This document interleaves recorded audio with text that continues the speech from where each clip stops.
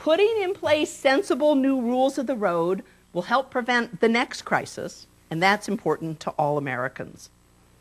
And this is something that just simply can't wait. You know, memories are frighteningly short, and we already see some people willing to put off necessary reforms. I think about it this way. An earlier generation put in place a regulatory framework that kept their children and grandchildren safe for the next 75 years.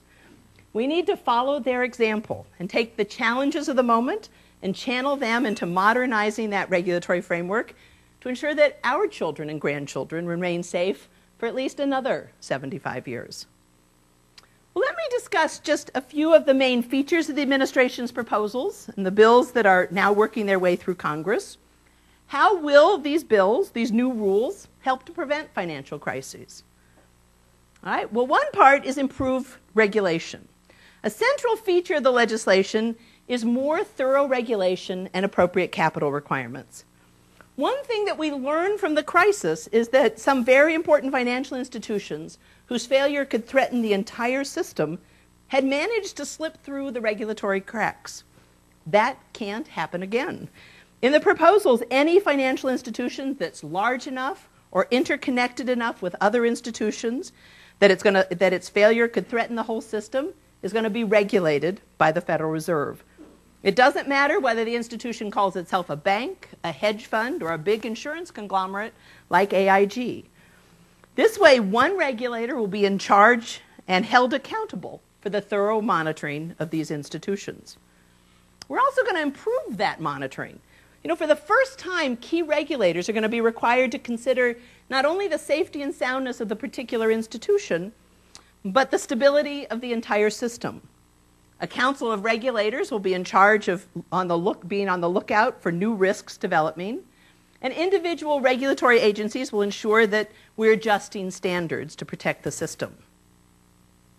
Now, the best way for regulators to ensure that financial institutions don't fail and that they don't gamble on the assumption that the government will save them if things go sour is to require them to have serious skin in the game. And that's why capital requirements will be a central tool of regulation.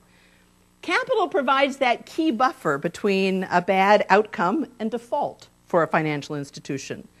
And because it means that the institution's own money is on the line, it provides incentives to not take unreasonable risks. By setting appropriate capital requirements, by setting them higher for the largest and most interconnected institutions, we build stability into the system. That's what the legislation will do. It will require regulators to set capital requirements appropriately.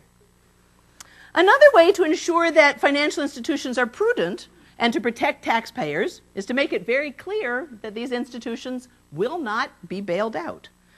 You know, one of the things that we saw in the crisis is that under the current system, when a large financial institution is on the verge of default, policymakers are faced with a choice between two terrible options.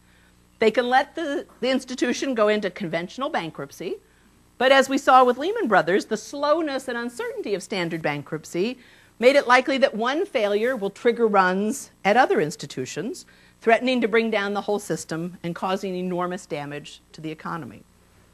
Or policymakers can hold their nose and bail the institution out. But as we saw with AIG, that has the effect of putting taxpayer money on the line and softening the cost of the very behavior that caused the problem. Well, the way to prevent bailouts is to create a third option, right? And that's what resolution authority is all about. Resolution authority is a sensible mechanism to wind down a deeply troubled financial institution. In the proposed legislation, the shareholders are wiped out and the management is fired. The government then sets up a bridge institution to wind down the institution's other obligations. If there are costs beyond those that can be covered by the sale of the institution's assets in the orderly wind down, the legislation calls for a fee to be placed on all large financial institutions to ensure that there are no costs to the taxpayer. The legislation puts an end to bailouts. Shareholders and management are held responsible for their institution if it gets into trouble, and the system as a whole pays any costs.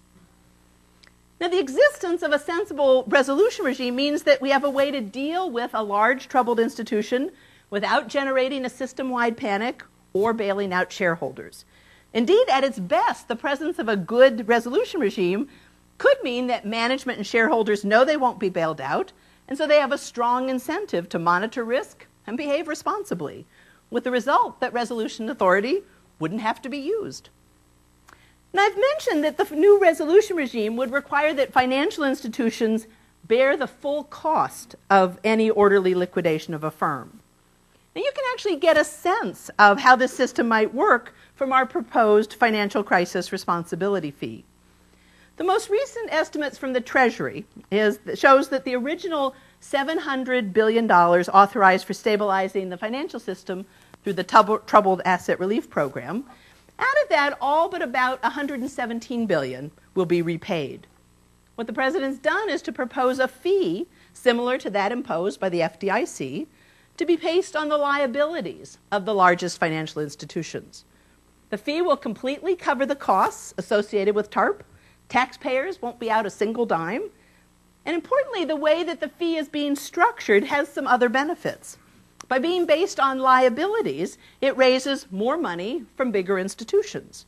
In this way, it helps the large institution feel any negative impact that their size has on the rest of the system. And it's actually gratifying to see that countries around the world are starting to express interest in imposing the same kind of fee.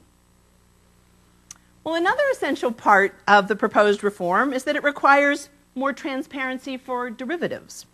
Now, these financial products whose payoffs are derived from other assets have a legitimate and useful role in hedging risk. For example, a farmer may want to protect himself from the uncertainty about the price that he'll receive for his crops. And firms that buy inputs from abroad might want to protect themselves from big swings in the exchange rate. But what was once a minor sort of sideshow to asset markets has grown to be a multi-trillion-dollar market of its own. An important source of trouble revealed during the crisis is that regulators and market participants had little knowledge of the risk exposure of key financial institutions. Well, this legislation brings derivatives out of the shadows. By requiring many derivatives to be traded on exchanges, the new rules of the road ensure that prices are set by market forces in a transparent way.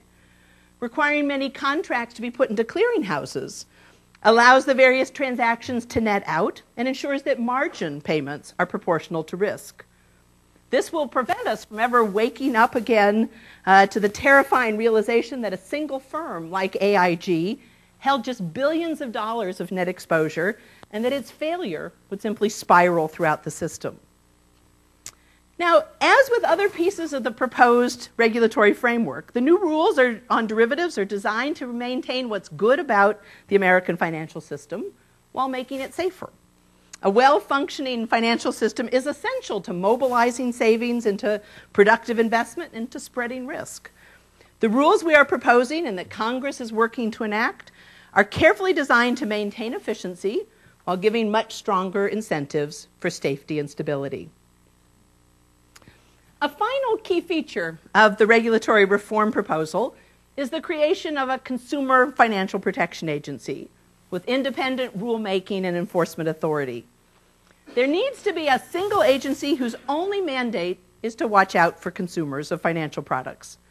Too often in recent years, sophisticated financial institutions have taken advantage of consumers through financial products that were too complicated, deceptive, or flat out fraudulent. Now, often all that's needed is greater transparency, terms and conditions for products such as mortgages and credit cards that are easy to read and easy for a lay person to understand. With greater clarity, American families and small business owners will have better information to help them make better financial decisions. But sometimes what's needed is for regulators to identify and limit practices that are deceitful, harmful, or aim to take advantage of consumers.